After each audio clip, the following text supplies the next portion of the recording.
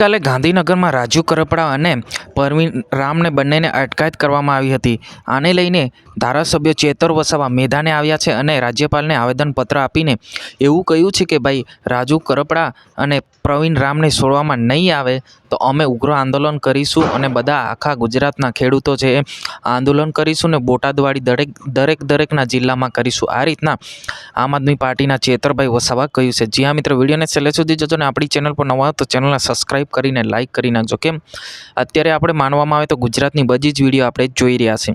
મિત્રો વાત કરવામાં આવે તો બોટાદની અંદર જે રીતના ઘટના બની, આ ઘટનાને લઈને આખા ગુજરાતની અંદર ચર્ચામાં છે કે ભાઈ હા, ખેડૂતો સાથે જે ઘટના બની છે અને આખા ખેડૂતોને પૂરી દેવામાં આવ્યા છે.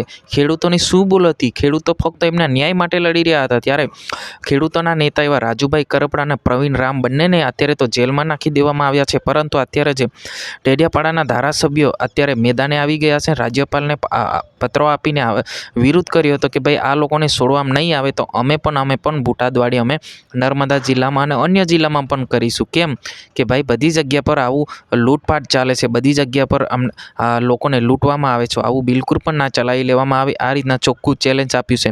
જ્યાં મિત્રો વાત કરવામાં આવે તો આજે ગાંધીનગરમાં રાજ્યપાલને આવેદનપત્રો આપીને ચોખ્ખું વિરોધ કર્યું છે. વિરોધની અંદર એવું કહ્યું છે કે ભાઈ હા, ખરેખર 2027ની અંદર જે ચૂંટણી આવે છે આને ધ્યાનમાં રાખીને ધારાસભ્ય ચેતરભાઈ વસાવાએ ચેલેન્જ પણ આપી છે કે ભાઈ અમે જોઈ લઈશું 2027ની અંદર કે ભાઈ તમે આવું કરશો ને તો તમે બિસ્તરા ફૂટલા લઈને તમે ઘરે જતા રહેશો. જોઈ લેજો, તમને ચેલેન્જ આપી છે. આ રીતના ચોખ્ખું જ આખા ગુજરાતના ખેડૂતોને કહ્યું હતું કે ભાઈ આ બધી જગ્યા પર આવી લૂંટપાટ ચાલે છે તો આવું બિલકુલ પણ ના ચલાવી લેવામાં આવે.